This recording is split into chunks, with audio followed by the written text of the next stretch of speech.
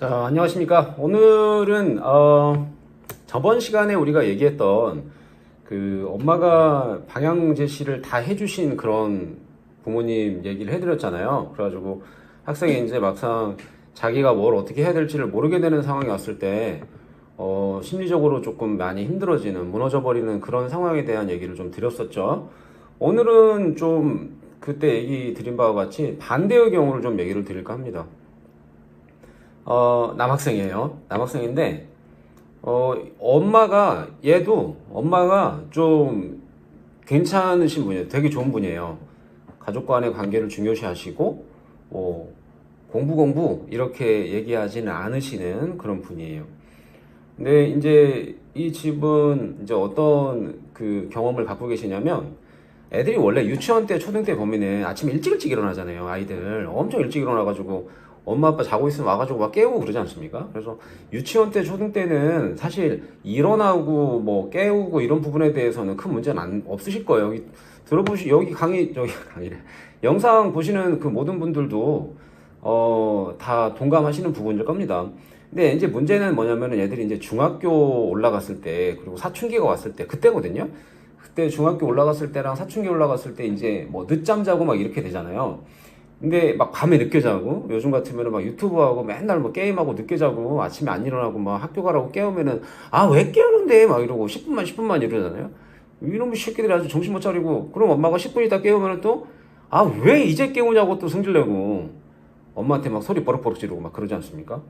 이때 이제 어머니들이 어떻게 하시냐가 되게 중요하세요. 너무너무 중요하신데, 지금 얘기 드리려고 하는 이 어머니는 아침에 실갱이를 하지 않아요.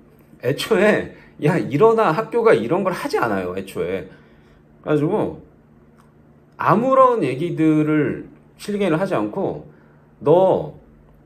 내가 앞으로 널 깨우지 않을 거야. 그러니까 너가 일어나서 학교를 가도록 해. 그리고 밥을 해달라고 그러면 내가 해줄 수 있고, 밥을 먹고 가지 않고 난 그 시간까지 자겠다 그러면 내가 밥을 안 할 텐데, 중요한 건 난 널 깨우지 않을 거야. 그래서 밥 먹고 싶으면 전날 밤에 얘기하고, 밤에 얘기 안 하면은 나 아침밥 없고 지각을 하든가 말든가 네 알아서 해.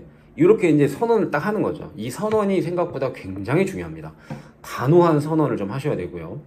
화내실 필요 없습니다. 화내실 필요 없으시고, 이 어머니의 경험담에 따르면, 물론 뭐 모두가 일반적으로 똑같은 원칙은 아닐 거지만, 그래도 공통분모라는 게 있지 않습니까? 그래서 어느 정도는 통하실 거예요. 절대로 화내실 필요 없으시고요. 단호하게, 그리고 정확하게 엄마가 어떤 걸 원하는지, 그리고 너는 어떻게 하는 것이 너의 일인지에 대해서 알려주는 거죠. 정확하고 단호하게 알려주는 겁니다. 자, 그렇게 하고 나면 이제 그 다음날 지각을 하게 되죠. 당연히 하게 됩니다. 익숙해지지 않으면은 무조건 지각을 하게 됩니다. 그러고 나서 왜 또 안 깨웠냐고 버럭버럭 대들게 되겠죠. 그때 화를 내지 않습니다. 화를 내지 않고, 내가 너를 깨우지 않겠다고 얘기를 했으니 지각을 하든가 말든가 그것은 너의 책임이다라는 걸 알려주는 거죠. 이러면서 아이들이 이제 중학교 때부터 책임이 뭔지에 대해서 배우게 됩니다. 나중 가면은 너 이거 해야 돼, 이거 네 일이잖아, 내가 왜 이걸 해야 되는데, 이러면 싸웁니다. 애들하고 싸워봐야 좋은 일 안 생기죠. 책임에 대해서 얘기를 해주시는 거예요. 애들도 책임에 대해서 알게 되면 잘합니다. 자, 그래서 이 친구 지금 어떻게 되느냐, 지금 현재 정말 잘 일어났고요. 지금 이제 20살이 넘었습니다만 정말 잘 일어나고, 1년에 한두 번 정도 이제 늦잠을 자고 이제 버스를 놓치는 그런 상황이 생기는 거죠. 그럴 때 이제 조용히 들어와서 어머니를 살살 깨운답니다. 아주 조용히. 그러니까 엄마 이게 아니라, 이게 달이면 엄마 이런 식으로 깨운답니다. 스윗하죠? 그래서 놓쳤다고, 지각했다고 한 번만 데려다 주면 안 돼요? 이렇게 얘기를 한다는 거예요. 완전히 바뀌었죠? 다른 사람이 됩니다. 심지어 이제 이 친구는 어떤 경험이 이제 있는 친구냐면, 초등학교 때 그 행동에 관해서 문제가 있다. 행동에 약간 문제가 있는 것 같다라고 초등학교 이제 담임 선생님께서 집에다가 전화를 하신 거예요. 이 엄마한테.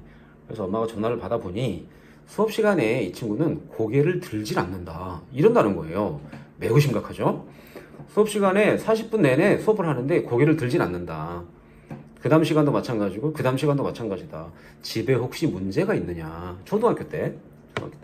그때는 아무런 속을 새기지 않고 집에서도 매우 좋은 관계가 유지될 때입니다. 늦잠 이런 거 안 잤을 때죠. 그래서 엄마는 깜짝 놀라는 거예요. 집에 문제가 없다. 왜 그러는지 모르겠다. 정말이냐? 이렇게 물어보는 거예요. 그랬더니 담임선생님께서 정말이다. 약간 문제가 있는 것 같으니 빨리 어떤 조치를 취해달라. 이렇게 이제 통화를 한 거죠. 그 담임 선생님이 평생은이다라고 얘기를 하십니다. 이 엄마는. 그때 이 아이의 문제 행동을 알려주지 않았다면 또 어떻게 됐을지 모르겠다라고 얘기를 좀 하시거든요. 그래서 이제 바로 이 아이의 아빠와 대화를 하시죠. 아빠와 대화를 하시게 되고, 이제 그 다음 며칠 있다가가 이제 어린이날 연휴였어요. 어린이날 연휴였는데, 어린이날 연휴에 모든 걸 제끼고 아빠와 이 아이 둘이, 이제 큰아들이죠, 이 아이가 큰아이들인데, 아빠와 이 아이 둘이 제주도로 여행을 갑니다. 엄마도 안 가고 동생도 안 가고 둘만 가는 거예요. 뭐 일부러 그랬다고 하셔요. 얘기 들어보면. 그래서 남자 대 남자로 자기가 뭐 얘기할 거 있으면 해보고 들어볼 거 있으면 들어보고 이렇게 해달라 라고 이제 부탁을 했다는 거죠, 아버지한테.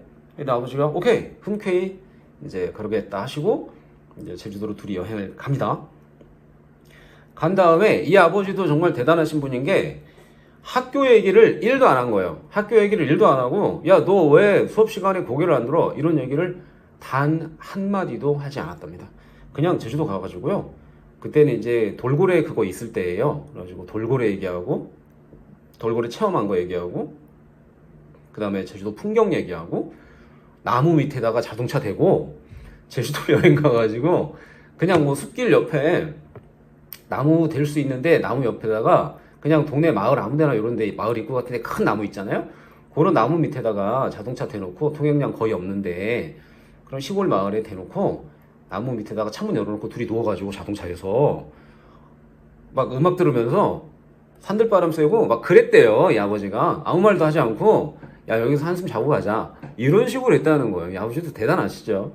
그러고 나서 아빠 여기 너무 좋은 것 같아 이런 얘기가 아들의 입에서 먼저 나오더랍니다. 여기 너무 좋은 것 같아. 여기 너무 마음에 들어. 이런 얘기가 나오더래요. 아들 입에서. 뭐가 좋은 것 같아? 이랬더니 창문을 열어놓고 음악을 듣고 있는데 새소리도 들리고 날씨도 너무 좋고 산들바람 이렇게 들어오는 느낌이 나는 너무 좋아. 너무 편해 아빠. 이런 얘기를 하더랍니다. 초등학생이. 초등학교 4학년짜리가.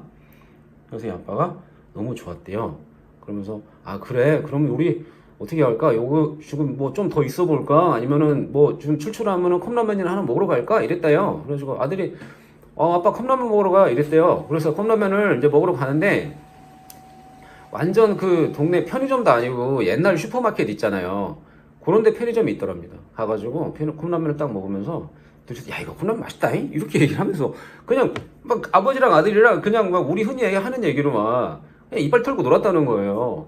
학교에서 문제 행동이 있어가지고 같이 갔는데 학교에서의 문제 행동에 대해서는 단 한마디도 하지 않으셨답니다. 대단하신 분이죠.